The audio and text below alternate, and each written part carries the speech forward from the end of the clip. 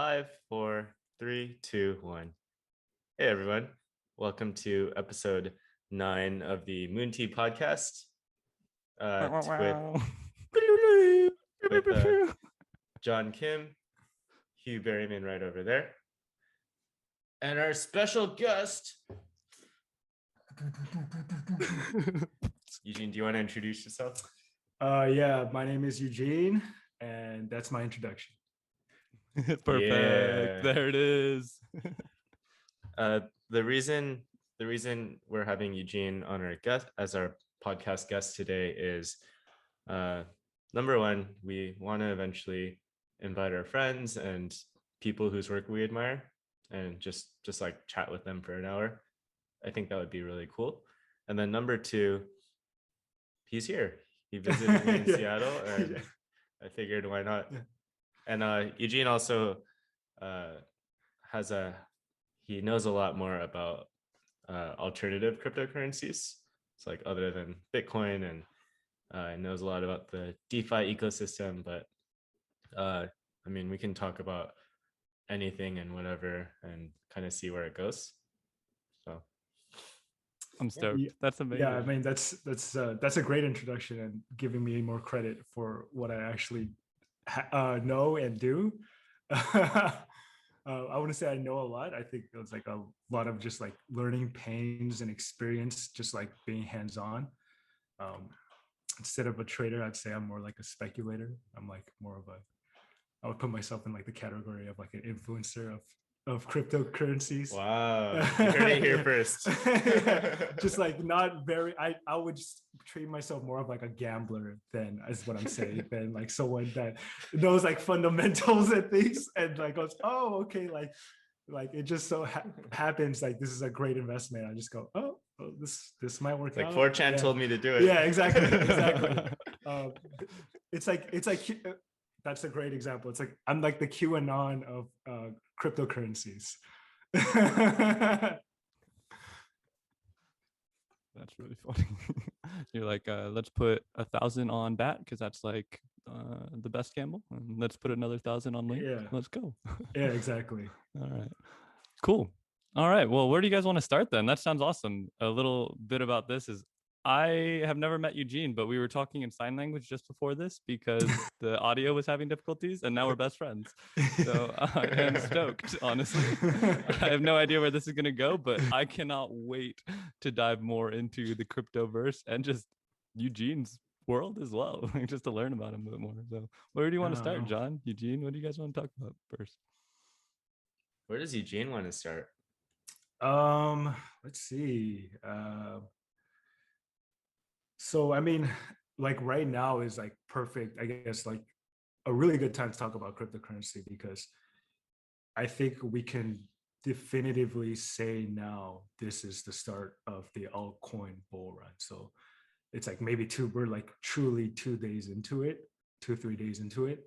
And the altcoin bull run is like a fabled thing. You know, it happened for like 2-3 months in 2017. It was just like this momentous gains. And I remember just looking at my portfolio and it literally like was like every day I wake up, there'd be like a couple hundred more or 1,000 more. And I only put in like maybe like 3,000 at the time, right? I was like, what is this? This is absolutely incredible. Until like the end of the beginning of like February or something like that. You know, we all know the story, just kind of just tumbled down, and I just saw my portfolio just hit 30% down, 50% down, 70%, and I was like, whoa. And Eugene never came out of his house again for a while. Exactly. Yeah, I'm not coming out. It was my first real presence outside of that time. So it's really great. You know, Corona just gave me a great excuse to stay inside for even longer than I already was. But yeah, and then slowly but surely we saw that like kind of change. In 2020, there's like this slow reversal happening. A lot of cryptocurrencies that we've never heard of started coming out, like true potential. I would say like the first one was kind of like a beta test. We're kind of now in like the alpha of cryptocurrencies. We're actually like before projects could come out with an idea or a concept, but now these cryptocurrencies need to come out with like a platform or like at least some work to prove that they can do what they're saying. And so yeah, so a lot of these cryptocurrencies have already been working since like 2018, 2019 during these bear markets. And so there are also a lot of projects that are taking advantage of the bull market that happened in like the beginning, like in 2020. So we saw like that parabolic rise of Bitcoin. And now we're starting to see this parabolic rise of altcoins. You can see that Bitcoin kind of just hit that $60,000, went down, dipped down, and then it's kind of just fluctuating between the 60 and $50,000 mark. We could see that happening. And so that's also one of the telltale indicators of like, this is that bull market. I think what's one thing that's different right now than in late 2017 is that in 2017 we had a lot of initial coin offerings, which was a group of people wrote an essay about what they wanted to build, and then they asked a bunch of people for money, and people gave them money. The difference now is that there are working products. Like you can send some cryptocurrency to some decentralized exchange and buy other cryptocurrencies on margin. You can get a loan, you can issue a loan, you can like lend out money, and like a lot of these products are real, which is pretty exciting for me to see, just as a casual observer. And yeah, I mean, I think Hugh and I just like, we don't know a whole lot about what's going on other than kind of like the big projects, but yeah, I mean, what are some projects that you're excited about, and like what do you think it could be? Yeah, that's a great question. And before I talk about that, I just want to touch on one of the things you talked about, ICOs, and that's still a big part of cryptocurrency today. But you know, we see this evolution of ICOs. You're talking about like just white papers or just like proof of concepts. Now we have checks and balances in place. You know, we have this huge NFT craze everyone's talking about. But if you're not in cryptocurrency, you don't know about this next phase, which is IDOs, initial decentralized offerings, where cryptocurrencies will be released onto Uniswap or PancakeSwap, which are the decentralized exchanges that we know so much about. And you can't just be a project, or you can be if you want and just say, hey, I'm going to release it. But now we have these huge things called launch pads, which like some big ones for Binance's BSC pad. We have Paid Network, Pools, KickPad, and all of these are big name companies that say, hey, if you invest a certain amount of coins, like 5,000 of our coin, then we'll let you take part in our initial IDOs. And some of them are guaranteed, some of them are lottery systems. But now you have this backing of this launch pad that their credibility is on the line if they, you know, come out with a product or a team that isn't really good or well known, you know, they're going to take that hit. And so that's like a new craze. So we had ICOs in the past, but now we have IDOs now, and that's like the next evolution of this huge cryptocurrency. And that's where like a lot of these gains can be made as well. And that's why I'm personally interested in it as well, because you can make big gains. The unfortunate thing is America is very not lax with the regulations. And so you can't participate in a lot of these IDOs, unfortunately. You have to be, you know, either like Canadian or somewhere else, but you can't be an American, unfortunately. Really? Oh, that's actually a bummer. So there's regulations already on becoming a quote unquote investor in an IDO right now? Yeah, because of it was that way too in 2018. You couldn't be American and purchase, and they checked that. And it's ironic because you have like Mr. Beast, right? Promoting or being an initial investor, excuse me, in big projects like Pay Network is one he's in, and Refinable. Oh, sorry, not Pay Network. He's in AIOZ, which is a sort of YouTube thing, and then he's also in Refinable, which is like probably going to be like one of the biggest NFT markets out there. And he's American, so is there a conspiracy going on? How did he get to partake? But yeah, you can't be an American to partake. So I don't know if you guys have any questions, but to answer your next question, if what are some crypto projects I'm excited about? Honestly, there's so freaking many. Like I don't even know where to begin, but I guess one of the biggest ones I'm excited about is Terraluna. And what that coin is, it's a cryptocurrency started in Korea, and it's a stable coin. And Chamath, I don't know how to say his last name. Palahapatia. Okay, I'm glad. Yeah, so, yeah. Yeah, he said stable coins are going to be like the future of DeFi, and I agree with him. I think he's absolutely right. Like what Terraluna is doing is absolutely mind blowing. And one of the many aspects they're doing is that they're making it possible for transaction fees to go back to the people that hold the Terraluna coin, instead of having like Visa. You know how Visa takes 3% or MasterCard will take 3% from the vendor, right?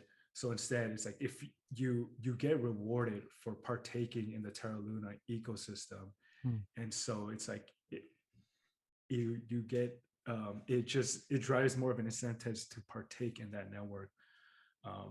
And another interesting thing that they're doing with their stable coin that's different from all the others is they're going to have a whole bunch of companies. If you want to partake in the Terraluna ecosystem, you will actually be helping to stabilize the price of that stable coin alongside everyone else in that ecosystem. So I don't know how it works. This is beyond me, but every like ecosystem inside of the Terraluna coin is like helping each other stabilize that stable coin. It's a very interesting way of going about it, I would say. Eugene, for our one or two listeners, can you explain what a stable coin is? Oh yeah, so I guess the most famous one, yeah, that's a good point. The most famous one is the Tether, USD Tether, and a Tether coin is what it specifically does is it's a 1-to-1 ratio of the US dollar. It was the first one to come out. There was a huge conspiracy that they were just acting like the US Treasury, where they printed however much they wanted, and it wasn't backed by actual USD dollars. But it seems like that's not the case anymore. There's like a huge case. I don't really know what happened, but it blew over. So I'm guessing everything went well, that they're actually based 1-to-1. So a whole bunch of other cryptocurrencies, tethers that do it differently, USDC, and then some other ones. Binance has one, BUSD. DAI is another one. Yeah, that's a great example. You get actually rewarded for holding DAI. I get paid for holding DAI. Yeah, and these are all stable coins that do things a little differently. They build on their ecosystems. They have a basket of assets instead of just being to a 1-to-1 ratio. So we're actually seeing the evolution of just what used to just be a 1-to-1 backing a ratio to an ecosystem based around this stable coin. And why would someone hold a stable coin instead of just holding Bitcoin, for example? Yeah, so great question. If for whatever reason you're fearful that Bitcoin is, maybe you're trying to time an entry or things like that, there's actually great incentives to hold stablecoins these days. Terraluna actually has the best one, and in my belief. I forgot what it's called, but they're providing what's like a 20% APY right now, And so you can actually, just by like, instead of holding $1, which is going to depreciate, why wouldn't you put your money into a stable coin? I think KuCoin was offering, KuCoin is an exchange, a centralized exchange. They were offering 14% for holding a stable coin.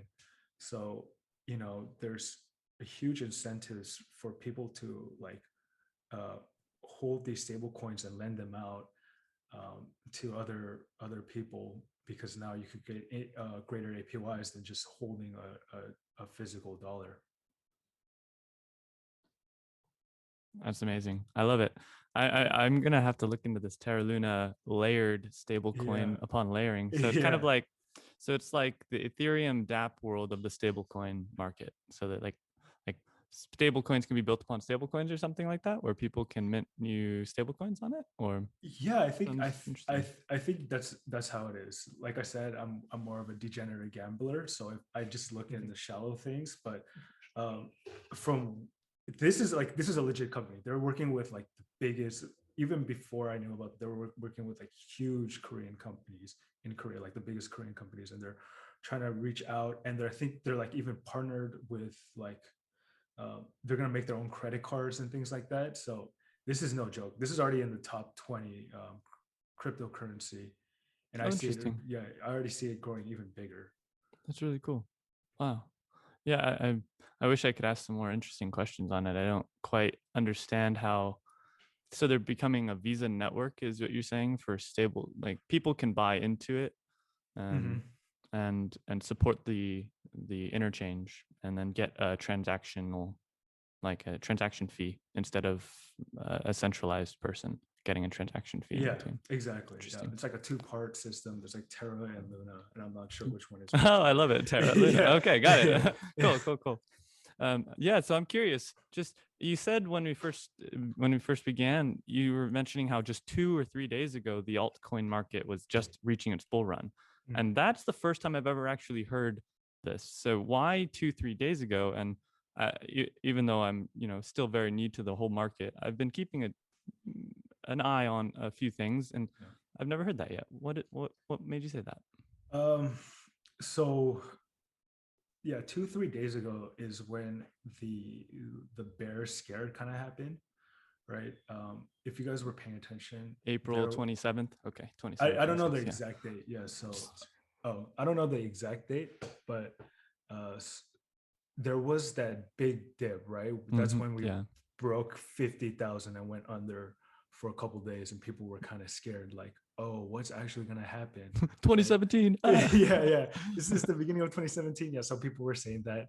And, I saw all over Twitter, people were getting scared. It's quite funny. But you also notice that Ethereum was also like kind of stabilizing and breaking off, right? So like, this is like the true test for Ethereum. And we saw that it was going like 2,100, 2,400, and now it's at its all-time high, even though that Bitcoin is not moving in that traditional equal wave where they kind of move together. It's kind of breaking off. That's also another sign. I think when Bitcoin breaks that 60% dominance of the whole cryptocurrency market, that's one of those big signs. But the reason why I'm saying that this is that big break is because it's just my personal opinion. I'm starting to see really, really crazy gains. There's a huge cryptocurrency in the Binance Smart Chain network called PancakeSwap, and it just had like a 200-300% increase in like 2-3 days, and it doesn't seem like it's stopping. KuCoin, which is the Polygon network, has its own cryptocurrency exchange, and that's seeing a huge increase as well. So a lot of these decentralized exchanges, that's what it is. A KuCoin is a decentralized exchange, is seeing like 200-300% increases. Other cryptocurrencies as well. And what is a Polygon network? Yeah, so that's a great question. What is Polygon network? So Polygon network is the go-to solution currently right now for layer 2 scaling. And what layer 2 scaling is it's a way, because Ethereum is so expensive. At one time, it cost $100 and I've personally paid $100. So imagine that, to make a transaction in Uniswap, which is that decentralized exchange. So at one point, I was paying $100 to make a single transaction.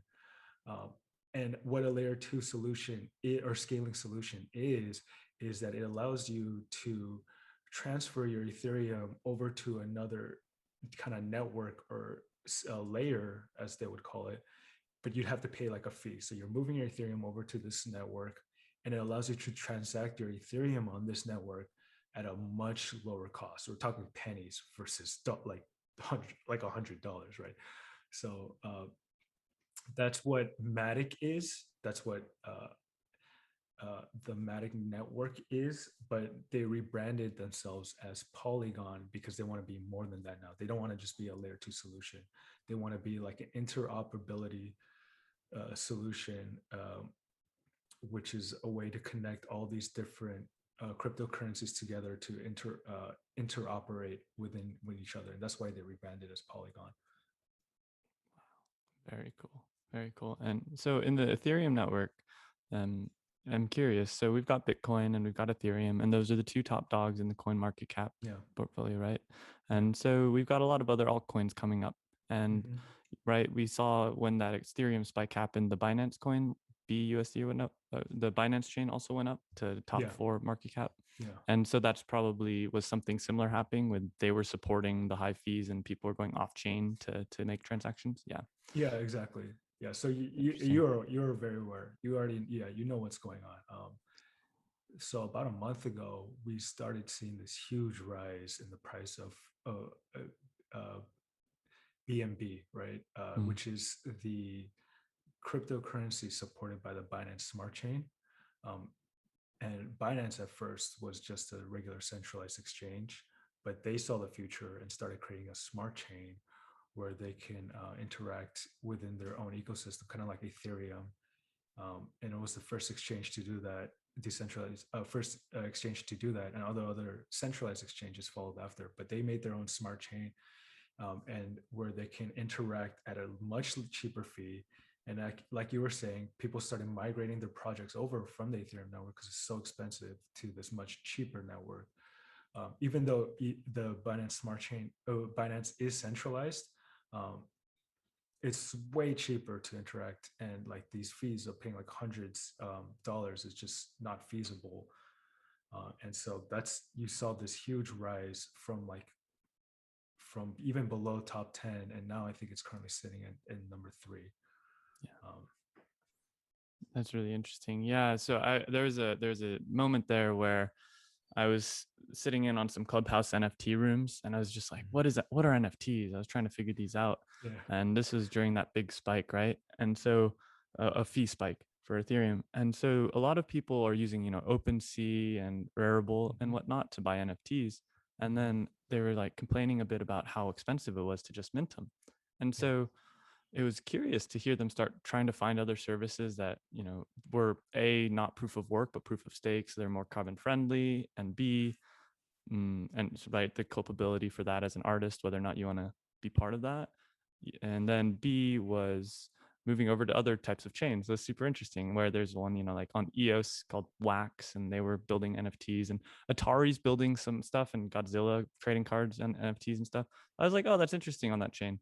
What are your thoughts, Eugene, on the fracturing of the ecosystem? I do understand that, it is good for lots of things to be splitting out and just like lots of different communities building up their own chains. But even taking NFTs or any other space that I don't understand yet, is it a good thing that people are, well, it makes sense that because of high cost, people are switching over to networks, but are we missing something? Is this a good thing that people are switching? And how can anybody that's really new to this type of thing even get in and on board to what's going on? There's just too much to learn almost.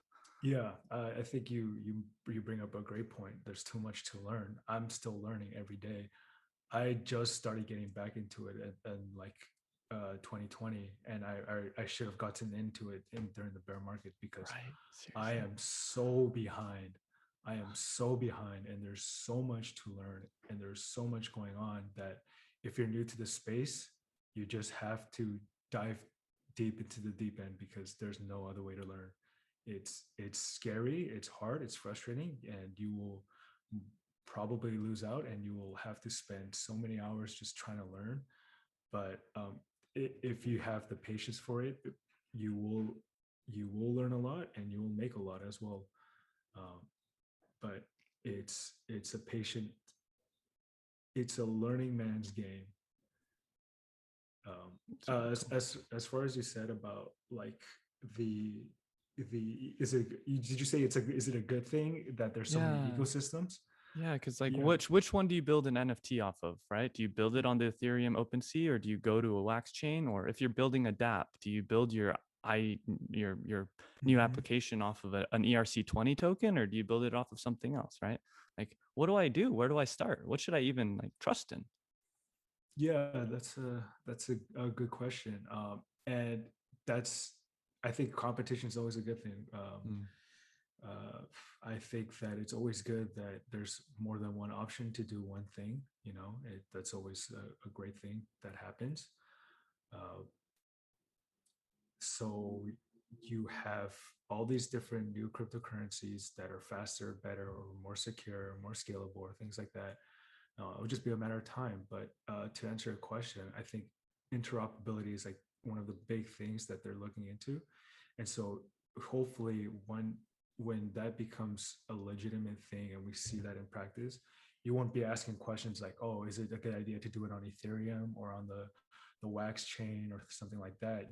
If you decide you want to move over to Ethereum, interoperability will allow you to move your NFT from Ethereum into the wax chain and things like that and so forth. Interesting. And there'd be other tokens or chains that support that. Yeah, exactly. Yeah, and I love it. So is there anything else you guys wanted to talk about? I have like a few questions, I'm sure, but anything else, or just off the top of your head, any direction you want to go? The only thing I have to say is it's definitely a good thing if we have a lot of different competing products. Like that's how you eventually get something really good and really useful. And like we're not at the point where like a certain exchange or a certain lending platform like has the network effect, like because they have a billion people on it, they can offer the best rates or like be the most secure. And so it's kind of cool that we're not there yet, because like it's like the very ethos of blockchain and Bitcoin is that like this idea of a decentralized, and like anyone can build anything. And I mean, I think that's the culture that is going to make it so that like a few years from now there will be just really good products, and like traditional banks will just like, they'll just be like, whoa, I did not see that coming, and then just gets like slammed. Yeah, that's so true. The thing that I heard that was that blew my mind was about a week and a half ago. I was watching some YouTube videos, and a recommended video came up by some gentleman, and he was talking about lending platforms, and Jon mentioned that you have done some lending and crypto swaps and stuff and staking and such. It was really funny to me, just going off of what you guys were talking about, was financial people, institutions won't know what's going to hit them, in the sense that I was sitting in my backyard with my dad. We were just kind of sitting and enjoying the sun and just chilling. And I was like, Dad, you know what? I'm going to change this USD that's just sitting in my Coinbase wallet, my hot wallet, and I'm going to change it into USDC. And then I'm going to go to KuCoin, and I just watched this episode, and supposedly you can get 20% APR. APY. And I was like, okay, how do I do this? And so it took me like an hour and a half. I was like switching over. I paid like a $17 network fee, because freaking network fees are dumb right now.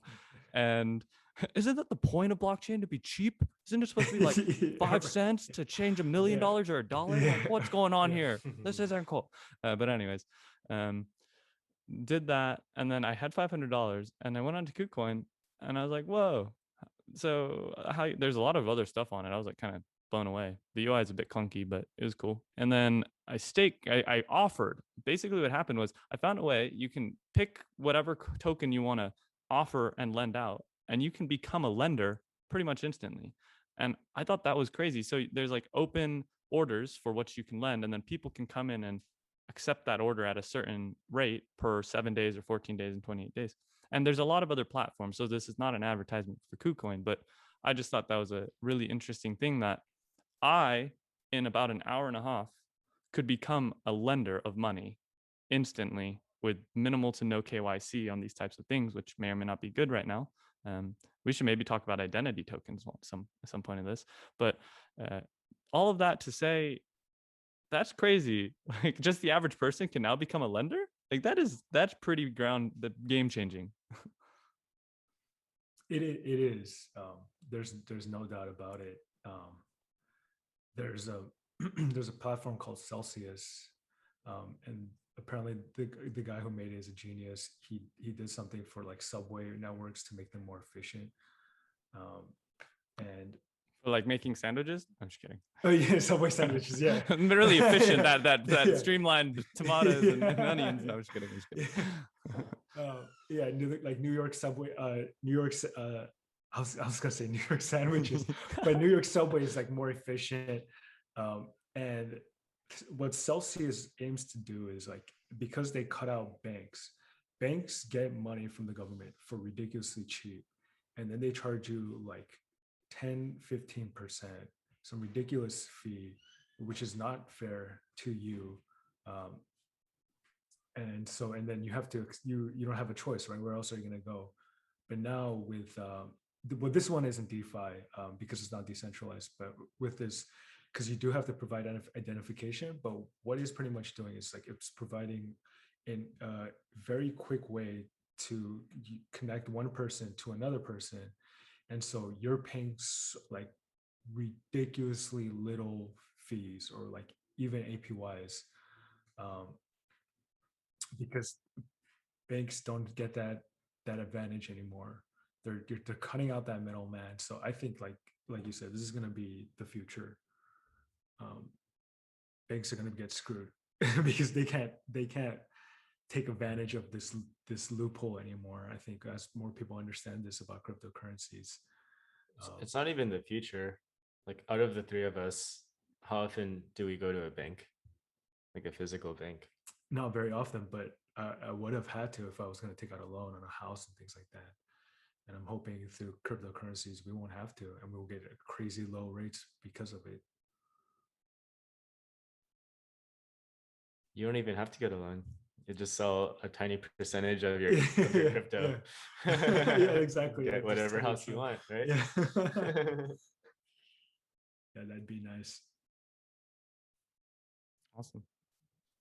And that's not just, there are like decentralized lending platforms. Aave is like the biggest one right now. Bancor. So if you don't want to provide your identification, you can provide lending through these platforms as well. Interesting. Yeah, I'm trying to figure it out. That's cool. Yeah, the IDO thing you said earlier kind of blew my mind. I had never heard of that. It sounds kind of like the IDO thing, not to backtrack too far, was what do you call the thing, the crowdfunding, the Kickstarter? Is it like Kickstarter but for the crypto world, and allows for regular people to be investors in certain ideas? Yeah, that's a good way to put it. It's like Kickstarter, except if Kickstarter was like also, had their reputation on the line. With Kickstarter, it's like, oh, if you get scammed, like nothing happens. But there's like a layer of protection. Their reputation is on the line, right? If this happened to be a scam project, then people will just pull out all their money and not want to contribute to that ecosystem anymore. that Kickstarter, and so that company loses money as well as its reputation. Got it. Got it. And I'm curious. So what was have you ever done anything in an idea, or is that, I mean, someone that you know in a different country had done something in an IDO? Yeah, or someone else, right? I never done an IDO because I couldn't find a way around it. I've tried, but they always kind of like ask me for it. There are ones where I was able to participate in, but they weren't through this launchpad. They weren't through this Kickstarter launchpad. So there are projects you can invest in, but they won't have. I think the best quality projects are under these launch pads. So you won't get that high quality projects if you do find another project. That seems to be the general case right now. Got it. Got it. And so we'll take a step back then from the IDO depth, but Jon and I don't think, and tell me if I'm wrong, have you ever used a decentralized application, Jon, to transfer tokens to some like very, very alt token that is not on a main exchange like Gemini or Coinbase? Jon, and then from there I'll go to Eugene. I only did it in late 2017. Got it. So I've never done it, and I don't know how it really works. And I'm curious, Eugene, since it sounds like you've done it the most out of any of us, if someone wanted to take some fiat from like a dollar amount of fiat, right, and get it into a very altcoin, say Luna, what was it? Luna, whatever. Terraluna, yeah. How does one? What would the main hops be? What would you think? Just okay, yeah. So you need to find a way to convert fiat into a cryptocurrencies. So right now, there's almost no way around it. You need to go through a centralized exchange, right? Because you need to deposit money, and so there's no way around not going through a decentralized exchange in the first step. You can interact with them later, but you need to find a way to do that. So typically that's either Coinbase, Gemini, Binance, KuCoin. probably KuCoin. Yeah, oh, yeah, Binance. yeah. Yes, yeah, Binance is a big one. Kraken. So Kraken, exactly. And you go through these exchanges, you deposit your money, and then typically what you do is you transfer it all into Ethereum, and then not Bitcoin. Not Bitcoin, because you're going to be the biggest decentralized exchange right now is PancakeSwap, but before then it was Uniswap, and Uniswap is just pretty much, PancakeSwap is pretty much just a fork of Uniswap, or a copycat. Pretty much it copied what Uniswap's coding was and just made it for the Binance Smart Chain.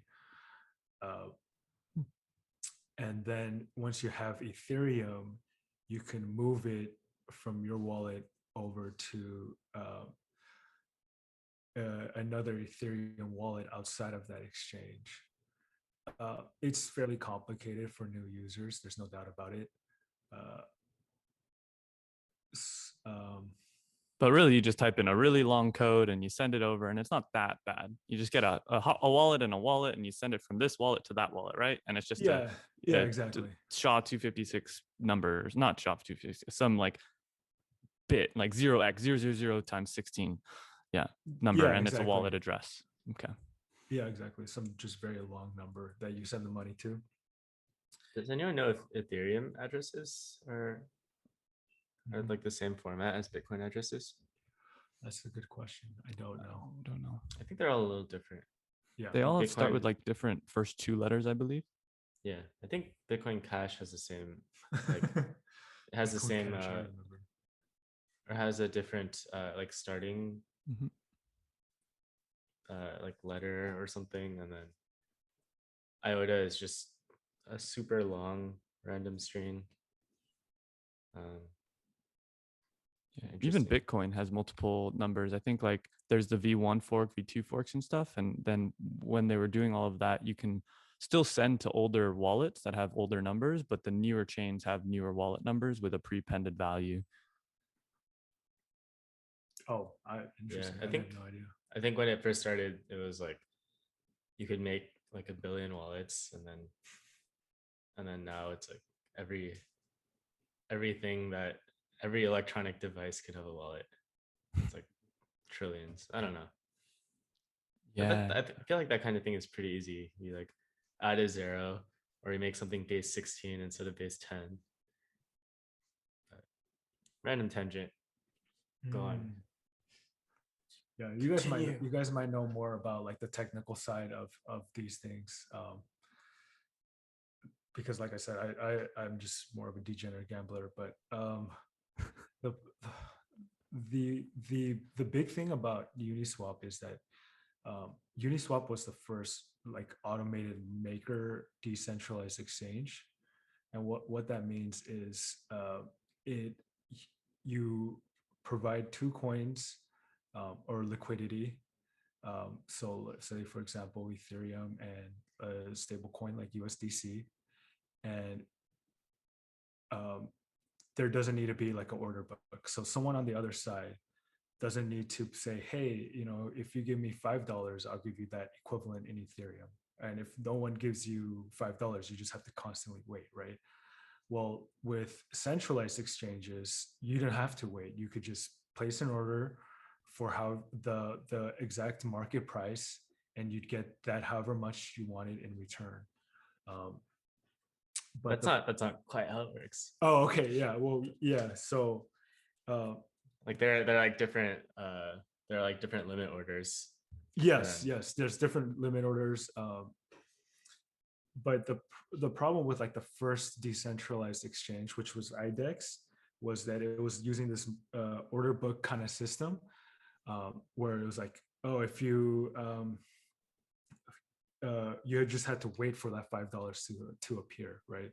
So a lot of times there would be a lot of liquidity issues because for certain coins, you couldn't get that coin at that price.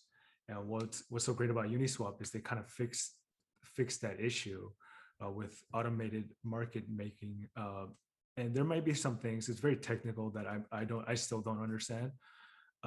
But going back to that point, you have Ethereum and USDC, and you put that into a liquidity pool, and what you get back in return is a receipt that you've entered these two tokens together in equal ratios. And there are some issues with that as well. There's something called impermanent loss, where the price of one token rises quickly or declines quickly in relative to the other. Some complicated mathematics happens in the back, and when you take it out from the liquidity pool, you don't receive the same equal ratio of those two coins, and you suffer what's called a permanent loss, which is pretty much what that means is if you hadn't had put that tokens together, you would have suffered less loss if you were just holding those two coins separately as opposed to putting those two tokens into the liquidity pool. Wow. Nice. Mm-hmm. I don't know enough about this. Yeah. Mm-hmm. But yeah, I just want to just wrap this one point. It's like, in essence, it's pretty much that, like, you don't have to wait. There's no more waiting anymore. That's the great thing about Uniswap. You don't really have to wait anymore. It creates a solution to liquidity that wasn't there before, and so you can buy coins at the market price without having to wait. And that was like a huge thing, and it definitely set off DeFi, I think, in my perspective. So I was trying to understand how to do this the other week as well, and I have a few different coins, and I found out that the only way you can buy altcoins on Uniswap is via an Ethereum base, right? Because all the tokens on Uniswap are ERC20 tokens. It seems to me. It seems, yes. Am I wrong here? Like, so they're basically all dApps on Uniswap that are built off of Ethereum, but what if there's other tokens that aren't on the Ethereum blockchain, but a different blockchain that I would like? What decentralized exchange would I use there for? A short acronym of the DEX for anyone. what other dexes are there? Because I'm a bit confused right now, to be honest. I just can only get my hands on Ethereum altcoin. That's a great question. So each coin has its own decentralized exchange. And they're all copies of Uniswap. So like for Harmony One, that's another Ethereum kind of killer that competes against, quote unquote, competes against Ethereum. They have one called Mochi Swap. Okay. I like it. I like it a lot. The one for Polygon, which I mentioned earlier, that one is called KuCoin, and they literally look the same. Good. Open source code for the win with no restrictions. MIT licensing? I don't know. That's what Uniswap version 3, right? So there's version 1, which was they allowed you to use Ethereum and ERC20 tokens, and I think version 2, which is what we're on, allow for all types of Ethereum tokens. Even though I've never seen them, I've only seen ERC20 tokens traded on Uniswap. And now we're moving on to version 3, where now in this version, they're going to license it out for 2 years. So we probably won't see all these copies, or if we do, they're going to have to buy it from Uniswap first. It's much smarter, honestly. Yeah. So the way in which I get into the Uniswap DEX is with an Ethereum coin from Coinbase, Kraken, any fiat onboarding ramp into the cryptoverse with the correct KYC, KYB. And then I can go and buy whatever ERC20 Ethereum tokens I want on Uniswap. How do I get a Polygon token or this other one on Mochi or whatnot, where I don't have the ability to buy that altcoin or that base token off that blockchain on Coinbase, Binance.us, or Kraken or Gemini? I mean, I don't know much about Kraken, but so it does get complicated. So for Matic or Polygon, it's actually already on Coinbase. So if you're to be lucky, you can buy through Coinbase or things like that. But the problem with buying it off Coinbase, right, if you choose to go that route, it's a ERC20 based version of Matic. Yeah, exactly. Most of them are like ERC20 tokens on Coinbase, except for a few like Bitcoin and Litecoin and such. But I'm like, what is going on here? I don't get it. So you have to go through something called the Matic bridge. And so what the hell? What is happening? You have because you're on the layer 1 solution Ethereum, you have to move it over to the layer 2 solution Polygon. And then you have to wait 3 hours because it uses like a proof of stake mechanism because of the security issues. And so like it takes a while. It's expensive as well because you have to do this conversion, and so you still have to pay in that Ethereum pricing network. And then once you move it over, you can come start transacting in these lower fees. Funny story, I was able to move it in 3 hours to the Matic network. And then when I tried to take it out, I didn't know about this, but their proof of stake solution wasn't working. So instead of waiting 3 hours, I had to wait 7 days to take it out. So I was waiting 7 days for the network to provide me back my coins that I put in 3 hours. So I was like, what is this? This is a scam. But I think it's up and running now. So it only takes 3 hours to put in, 3 hours to take out now. Only, sure. They're still holding your money ransom. You're forced to say that. No, I'm just kidding. Okay. Well, this is exactly the problem. None of this makes sense. What is going on? This is amazing. And the funny thing is like Ethereum doesn't even have their own layer 1 solution. They still have to go through a layer 2 solution that hasn't come out yet. It's called Optimism. So they're like teaming up with a team to fix their problem that they can't even solve yet. Wait, I don't know about this. What is this? What do you mean? So Optimism is the layer 2 solution that they chose to go on. It's also what Uniswap is going to go on eventually as well. But that's going to be the official sponsored layer 2 solution for Ethereum, because they can't get a layer 1 solution that scales and is cheap as well. Interesting. Yeah. Okay. Because right now they're working on, there was that, right? It was Ethereum was at like $400 in November. They were talking about the Ethereum 2.0 for years now, since like 2018, 2019. And then they finally did a bit of a release, but it's still incrementally going through, and they're still working on the Casper version releases of it, right? So with that, isn't a lot of that supposed to be taking off the weight on the gas fee network transaction fees, or is it really still not going to work out and they really do need to go to a layer 2? I think they're still working on a layer 1 solution, but because they couldn't come out with it, they were just like, okay, I guess we don't have a choice. We'll do this layer 2 solution. I think that's how it is, but I can be totally wrong about that. But this is the fun part. Yeah. But I do know Optimism is their go-to solution for that's cool. I'll have to look into it. Is the layer 1 solution their attempt to move to proof of stake? They said they would do like a long time ago. That could be it. Yeah, there's a lot of different optimizations in it. I was listening to a Vitalik live session this weekend, and they were talking about the next steps for the ERC or for the Ethereum 2.0 chains. And yeah, I don't understand what's going on. I can't even talk about it, but they're coming up. And so like in July is kind of a goal date for a very big milestone, and another year or two of development. And then there's like an interesting statement he said that, again, I don't know what I'm talking about, is he's like, once this is done, technically no one ever needs to develop anything else again on Ethereum layer 1. And I was like, what? Yeah. And he's all talking about this stuff, and he's like, yeah, it's pretty much done. I was like, oh, okay. I don't know what that means, but okay, cool. I mean, he's a genius if he says it's done. It very much could be. Dude, that guy is more a robot than he is. Yeah. What a guy. Well, Eugene, thanks for coming on. I will say, I feel more confused at the end. Thanks for having me. I don't know anything you talked about today. I'm more confused just hearing you talk. So like, hey, I'm right there in this boat with you guys. There's so much to learn.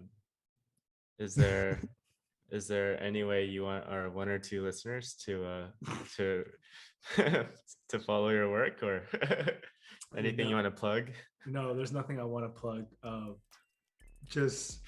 It's just a learning game, guys. Just if you want to put in the effort and learn, you will get there, but it'll take a long time. That's all I want to say. You heard it here first.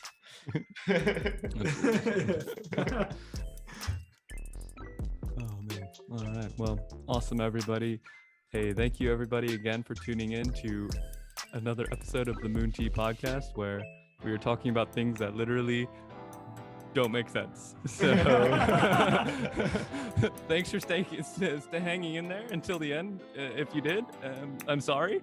And this is Jon, Eugene. Thank you so much for being a guest, and hopefully we'll have you on again very soon. And then myself, Hugh. Everybody, have a great day, weekend, and that was our first live interview. Hey. Yeah. See you, Eugene. See you, Jon.